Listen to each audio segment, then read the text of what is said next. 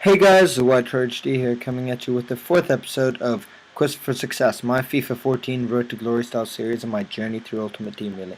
But there you saw in very fast motion me picking up a healing card as one of my players was injured. And then we go into the first game of this episode against a 4-1-2-1-2 side with some solid players here and there, no chemistry whatsoever, but you had the likes of Waris Majid, the silver striker from Ghana, who used to play in the Swedish league, along with Muriel and Musa, so a lot of pace up front, which it would prove to be quite hard to deal with at times. But Adair manages to score two pretty similar goals there. He scores the 2-1 there in the 17th minute, and then we managed to concede a penalty here, with Helton going out on the corner and then boxes down his player. And I've noticed a lot of these in FIFA 14. There have been a lot more of these type of penalties, which I kind of like. Of course it's very annoying to concede them, but I kind of like it because it makes it a bit more realistic. Because in real life you do see the goalies charging out and then somehow kneeing someone and then getting conceding a penalty and so on. But that didn't really seem to matter, as we managed to save the penalty, and then here in the 45th minute we managed to score with our Peruvian right wing to make it 3-1 for us. And then in the 45th minute again with Adair with a cracking volley there to make it 4-1. But he comes here on the break again with to make it 4-2 with Jonathan Biabiani, another pace player in his team. I think he has some like 96 pace he must have. But both of his goals there were somewhat P rollers, I felt. But Muriel made it 4-3, and I was kind of worried at this point, because I really did not want to lose the grip of this game. And I mean, one cross later and you can literally be or one corner or something like that, and you can literally have lost the whole game. You lose a goal which could lead to you losing the whole game.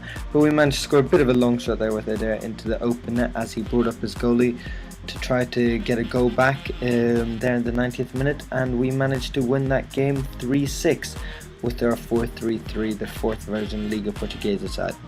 But we go into the next game and we come up against a guy with a Lokomotiv Moscow badge, and his name is Corruptions, so he probably plays COD or something similar, as normally you don't have those type of gamer tags, or you have these gamer tags with a bunch of X's and Z's and Z's and stuff, to make it all legit trick shot snipes and stuff. Never mind.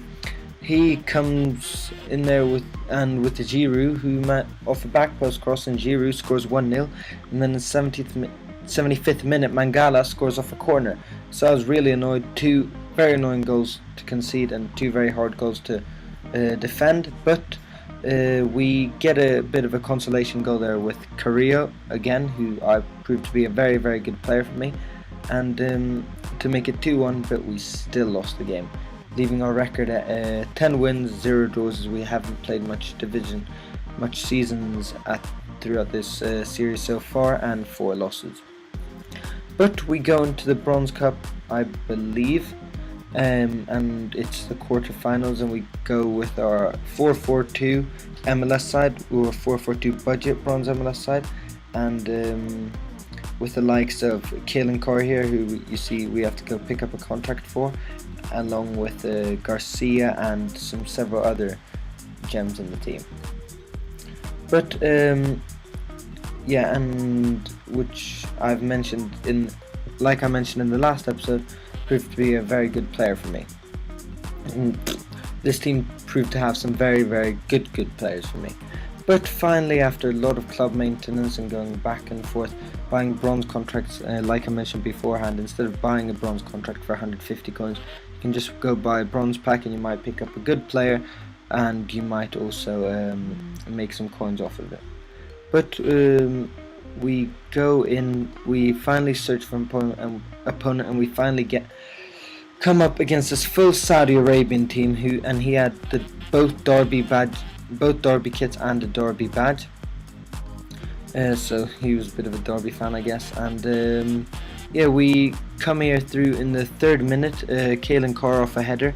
His headers, I think he has 56 headers on his that's his card stat. But he is just a tank in the air. I don't know why, if it's the bronze defenders whose positioning isn't good enough for something, but he just manages to pop up all over the place in the air. And then he was very unlucky there hitting the post, but Al-Zakan manages to score his second goal of the game to make it to equalise it to 2-2. But Garcia, our 58 rated Colombian striker, managed to make it 3-2, and then later Kalen Carr manages to make it 4-2 there in the 56th minute, the man with the helmet. And then Kalen Carr with a very nice header, like I mentioned, very good in the air, from outside the box in the 74th minute to make it 5-2, and that is also the final score of this game.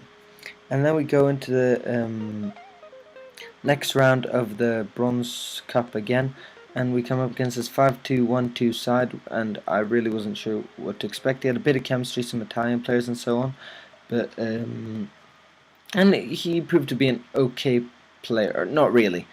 No, sorry, that was kind of bad. Obercup manages to score there in pretty early in the game, and then he crossed in, and Kalen Carr is completely open in the back post after completely beating the offside trap. And like you see on the screen, I think this guy did it quite a lot. I'm sorry, I don't know what I was thinking calling this guy a good player.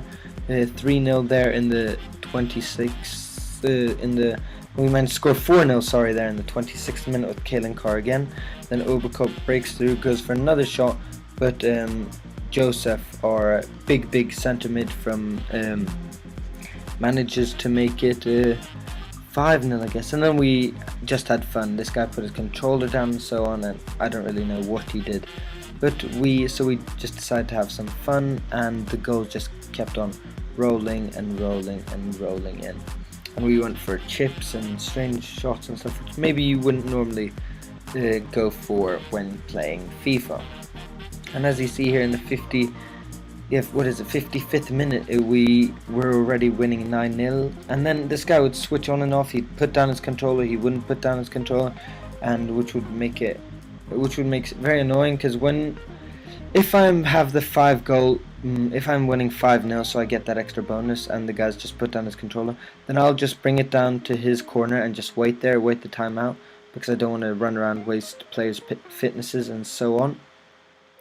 But we go on here, I think in the, I don't know what round of the tournament is, and it was a very tight game. McGlashan scores in the 90th minute, made me so angry. But so after that game, that's the end of the episode, guys.